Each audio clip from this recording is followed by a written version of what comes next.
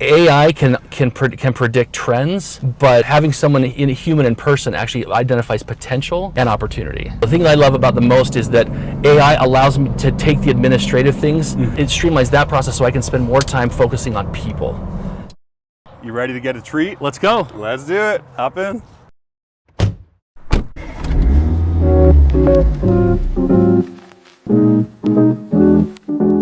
Hi, it's producer Nicole Denson. Today we're talking with Josh Bennett, Cash Flow and Operations Specialist and Senior Business Advisor at Mountain America Credit Union.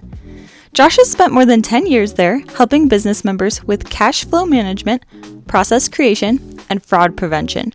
Before that, he built a career in sales and business development at Sprout Pharmaceuticals, Corporate Alliance, and Merck. He's a systems and process creator by nature with a knack for helping business owners slow down to speed up. Back to the show. All right, for everyone listening, this is Josh Bennett with Mountain America Credit Union, or MACU here in Utah is what most people refer to it as. Hi, guys. And Josh and I met, I knew of Josh before I actually knew Josh. We met about 12-ish years ago. I moved into a neighborhood in Lehigh, and as I moved in and was meeting neighbors, they told me, dude, you're like the new Josh Bennett. And I remember being like, well, what does that mean? Who's Josh? Is this a good thing or a bad thing? And everyone's like, no, he's like the nicest, just most genuine person you'll ever meet. And next thing you know, it was in the next 6 months, we're at a restaurant with some neighbors, and Josh and his wife were there, and we got to get to know each other. And sometimes you meet your heroes, and you're severely disappointed. This was not one of those times. Okay, good. Okay, Josh good. is as genuine and kind and just good a person, salt of the earth, as you will meet. And so I'm grateful that you were willing to take some time with us today. Absolutely, man. Hey, anytime I can get myself some Dan Posner time, it's a good day. So thanks for the invite. You bet. Yeah. I got some easy questions to lob at you. Okay. And then I want to get into the sweet take, which is kind of your hot take on whatever you want to talk about, right? Okay. And have we pre-rehearsed any of these questions? Do you know anything I'm about to ask you? I do not. Good. I like it that way. Okay. So number one is, give us your origin story of how you got to be at MACU and how you decided that this was the kind of career that you were going to rock. Wow, that's a loaded question. There's a lot there, I know. And we only have 30 minutes right now. I'm kidding. Originally born and raised in Vancouver, Washington. Went to school out in Eastern Idaho for a couple years. Served an LDS mission in Germany, and the German tradition is still a very big part of our lives. Came back and came down to finish school in Eastern Idaho. And one night when I came home, I was contemplating what I was going to do next. Didn't really know what was going to happen, and all of a sudden I had this distinct impression: you need to move to Utah. Ooh. And I thought, oh man, I'm not a Utah guy. I'm not, and obviously being from outside of Utah, there was that Utah stigma, and I didn't want to be part of that, but I couldn't get rid of it. So within the course of a week, I got admitted to school at UVU. I found a job, a place to live, and within 9 days, I packed my car full of everything I owned, and moved to Utah. You were not married? Nope. This was just you had the impression, you're like, I got to follow this, let's go. Right, exactly. And so I remember the night I arrived in our apartment, a good friend of mine who I was moving in with, and I looked at him and I said, what am I doing here? And he says, just trust the process. Okay. And I said, okay. And then 3 short months later, I met my wife. We were married a year later, and 27 years ago. Wait, 3 months later you met her? 3 months later, and then a year later we were married, and established ourselves, and then again four girls, and 27 years later, it's all part of the plan. So it's been awesome. So my degree over at UVU, I graduated in finance and did what all finance majors do, and that's go into medical sales. Yes, yeah, obviously. which makes perfect sense, Hold right? on. Before we segue to medical sales, what's a shout out you'd like to give to your wife?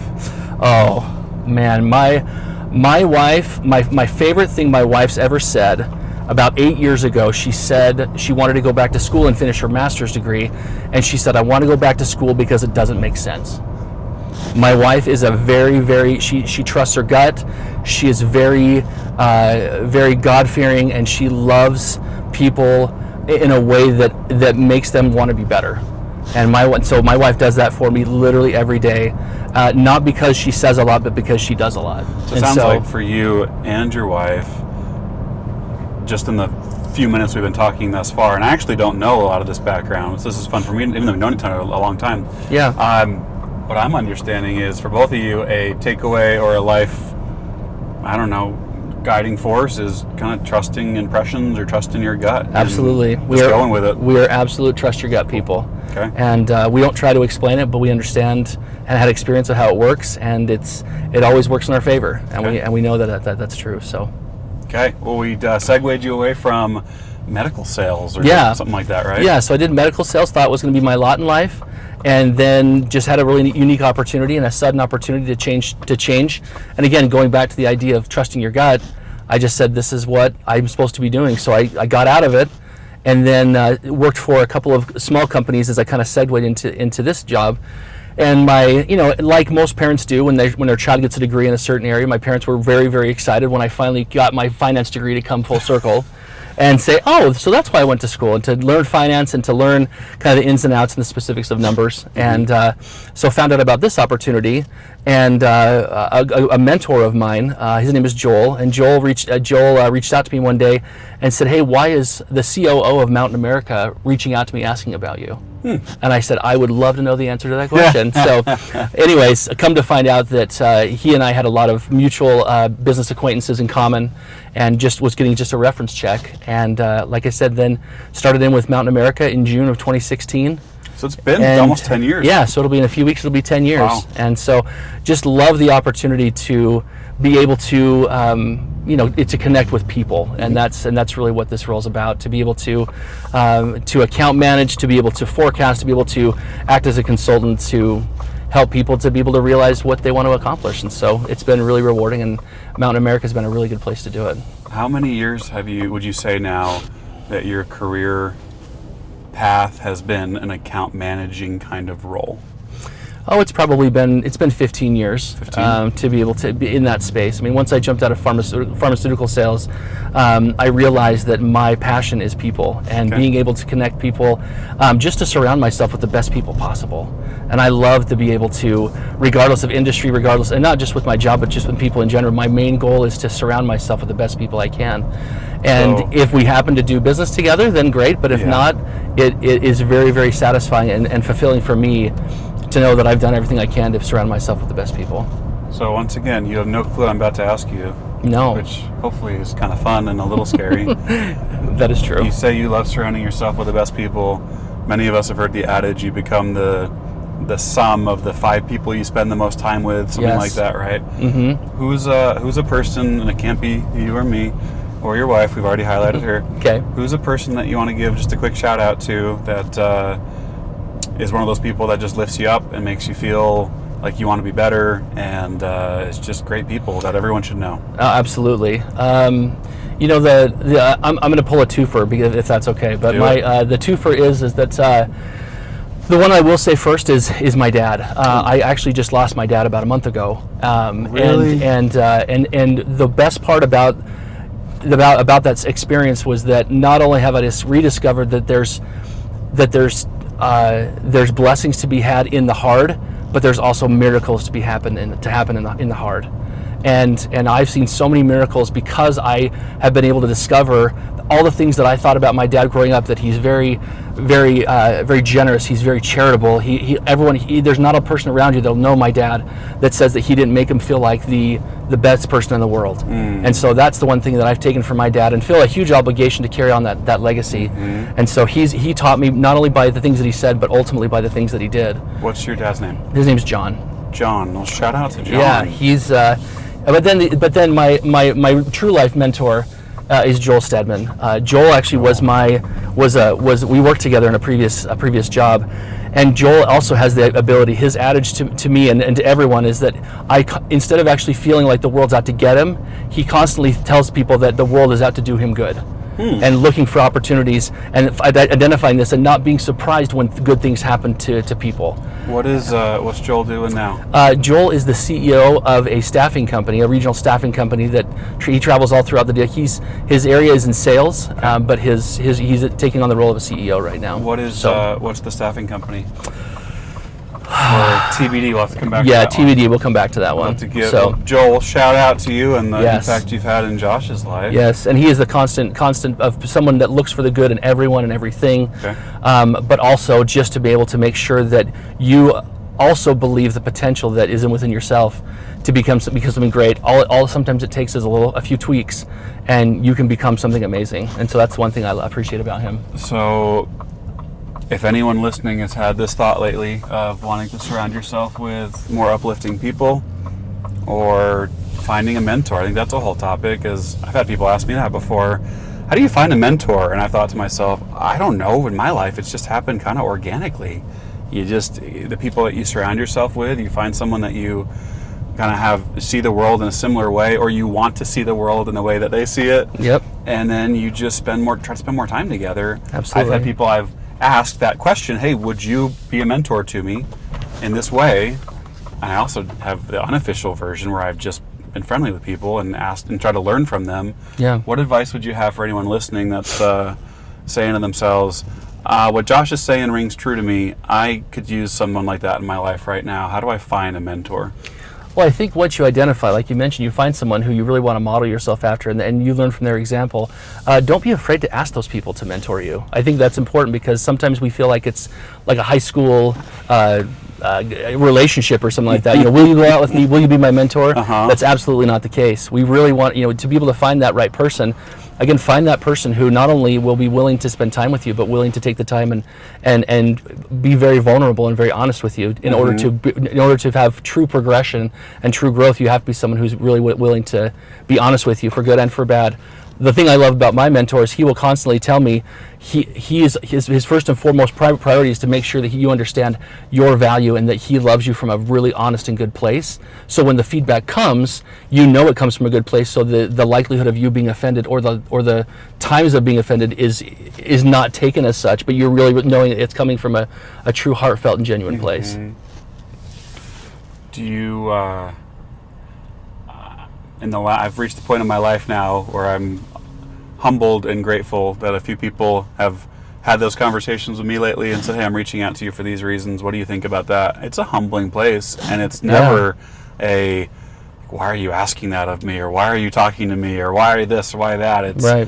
And I assume most people are similar to me and you in this regard. Man, if someone asks me, Dan, I'm struggling with XYZ, can we talk? My first thought is, yes, when? Let's get it on the calendar. Let's make it happen, right? Yeah, and I think sometimes in those relationships, if you don't actually extend the invitation and invite them in, I feel like sometimes it kind of does a disservice to the relationship, because as in any relationship we have, we want to be able to grow and we want to be able to get better and do more. And I think sometimes when we don't be direct and just ask those questions, it doesn't give us an opportunity for that relationship growth to happen. So we're here at Thirst, taking a picture of the menu. I freaking love the names already. You already know what you're getting, right? I do, and the thing that I'm getting is actually not on the menu. So they got an off menu. I'm an off menu kind of a guy. So yeah, Thirst they do a really good job with their app. As far as being able, they have special features and things like that they throw up there. They always will keep on the menu, even though it's not listed on the menu. Okay. So. All right, Josh Bennett with MacU. Hey Dan. Good to be with you today. Thank you. It's good to be with you. I am looking to see where we're going to eat or drink, or what are we doing? We're gonna go over to Thirst in Pleasant Grove. Okay, you've been going there for a little while? We are devout followers of Thirst. As they continue to grow and get bigger, they get more locations, their treats get bigger, and the drink that I have that's solid there is my go-to every time. What's the go-to? The go-to drink is called a Pisces. Pisces? Yes. All right, you get that, and you're going to have to recommend something for me. Well, Waterfall, so I can take a sip of yours as well. Absolutely, yes. We will share and share alike. I love it. Awesome. Well, excited to try the Thirst. Let's go. Let's go. All right. You're going to teach me about...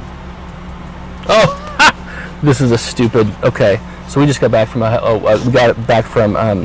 it's my wife's name. Yeah. It's not real. It's fake. It's henna. It's temporary ink. Oh. So it's not real. And if I was going to do a tattoo, that would be the last place I would put it. And my wife would be mortified if that was permanent, because it wouldn't happen. But we went on a trip to Florida, and my kids decided to get henna at the last minute. They do ours all over there. My daughter has a big whale or something on her arm, and so she has. Yeah, we got these henna tattoos. Thank you. Pass that your way. Yeah. Oh. No, anyways, so the henna tattoo. So my kids got henna tattoos, and we tipped the guy after doing my daughter's, and he's like, "Oh, thanks for the tip. let me go and do something on your hand. So he grabs my hand, pulls it away, and he said, what's your wife's name? And I said, it's Chanel. And so she put it on there. Did he spell Chanel right? Well, he stopped him. about halfway through and just said, how do we do this? I was like, okay, that's not Kim. How do I spell this? Well, the funny part is that it was still wet, and we went down to the beach later that day, and I actually got it wet, so it wiped off the last 3 letters. So all it said was Sean. And my wife's like, that is hilarious. If that doesn't like come off, I'm like, she's like, I got some questions of my own. And so anyways, we got home that night and I wiped it off, and it was brown, and I rubbed it off in the shower a few times, and it's gotten darker since then. So love it. Well, let's transition to your sweet take. Okay.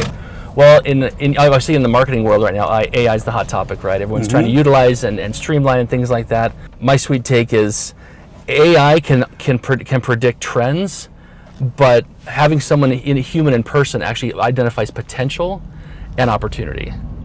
And so, in my role, I mean, it can help me, and it's wonderful. The thing that I love about the most is that AI allows me to take the administrative things off of, or the mundane day-to-day things, the compilation of reports and the compilation of ideas, trends from a financial perspective, but it streamlines that process so I can spend more time focusing on people. And that's the one thing I think people realize is they think, AI, especially in the financial industry, is it going to take over my job? It'll do analysis for you like crazy, and it'll give you opportunities, and it'll identify opportunities there as much as possible. But to have somebody there in your corner, having someone who can advocate for you that says, on paper, these trends don't make sense, even though it's purely taken from data.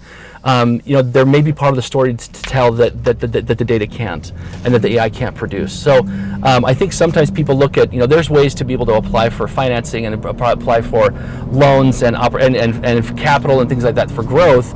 But sometimes there's opportunities in a situation where it may not make sense on paper. Maybe there's something else going on that people don't see and can't identify, and it's nice to have someone in your corner that can help identify that. AI will never be able to approve loans for people who actually have kind of a one-off type of a situation. And being in the environment that we're in the market in Utah and in the Intermountain West, I rarely find someone who fits that perfect cookie cutter AI footprint, where there's not something that needs to be looked at that maybe AI can't identify. Okay. And so that's the one thing that I want to make sure that people know is that, it helps us to be able to, efficiencies are streamlined and it's fantastic, but at the end of the day, it's nice to have someone on your corner who can actually be on your side and advocate for you and tell the story in a situation as you're looking for things to go into growth mode.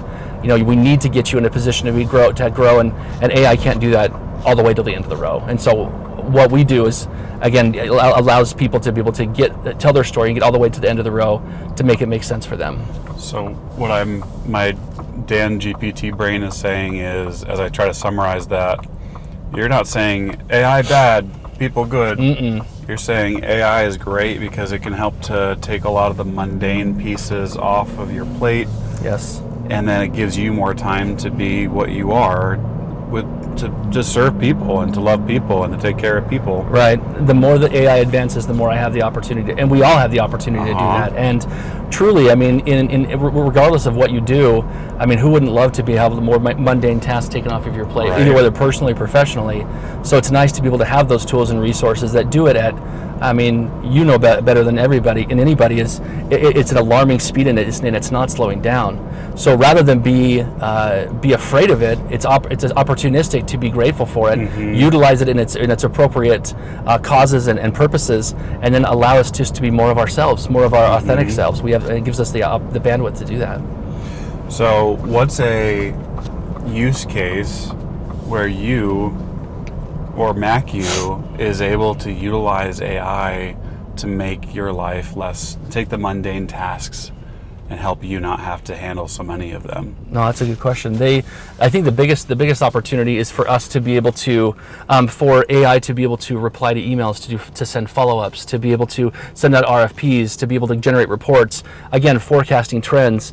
I've had situations where, as I have a portfolio of clients that I meet with, and I always run the analysis. And now with AI, it gives me all that opportunity, all that information within just a few minutes, so that I can actually identify information that's come off of there. And rather than actually me spending an hour or two in preparation for those meetings, it now takes me 5 minutes. So now I can look at it and identify trends, identify opportunities, realize that maybe something doesn't make sense, to clarify and understand a little bit more about specifically what they're trying to do. And I mean, it happens literally on the daily, whether it's a new client, whether it's an existing client, just looking at opportunities for them to be able to grow. Then AI allows me to be able to do that much quicker, and so it allows us to be able to find out, okay, now logistically we know how to do all the banking stuff, and Mountain America does it very, very well, both on the personal side and on the business side. But at the end of the day, it's like, okay, let's get past the banking thing, let's get systems and processes put in place. What are you really truly passionate about? Right. And where else can we help make that connection? Right. And that's the bandwidth that I love to have back because of AI, that gives me the opportunity to spend more time on that and go really, really deep and forge these relationships, which again, hopefully will last, through our relationship with Mountain America, but just to be able to give us the opportunity to know that what we're doing is making a difference just beyond the deposits and the day-to-day stuff that they do with their banking. We just came back from Thirst. You got the Pisces. You usually get it with Mountain Dew or Fresca. A Fresca, yeah. This time it was Dr. Pepper. I'm so excited right now. Take a sip and tell us. I know you love it with Fresca. We'll see what this is. Still good? That's money. Still good? That's good. Yeah, absolutely. So you had that. I had a McCreamy. Dr. Yeah, McCreamy, Dr. Mr. Creamy, Yeah, which yeah. was Dr. Pepper and raspberry, and it was like a coconut puree or something. And some love. And you can't go wrong. So that was good. So good. And then the star of the show, though, if people can see this or not, are these, oh boy, Nutella-filled beignets, which taste like we've just been transported to Chocolate Happy Land in New Orleans at the same time. So good. And they're so good. I'm not going to eat one on camera because the powdered sugar, I'm going to laugh and blow it in your face. And that's what I was gonna have, but they're amazing. They're so good. So shout out to Thirst. shout out to Thirst. And who do you know at Thirst? I know Ethan. Ethan's assistant. He's the CEO and operator of Thirst. So shout out to Ethan. Dude, I got you some more fans. Never disappoints, man. Thank you so much. It's amazing. Thank you, Thirst. Thanks for coming along for the ride. If you enjoy Sweet Takes, be sure to subscribe and leave us a review. Join us next time. There's more sweetness ahead.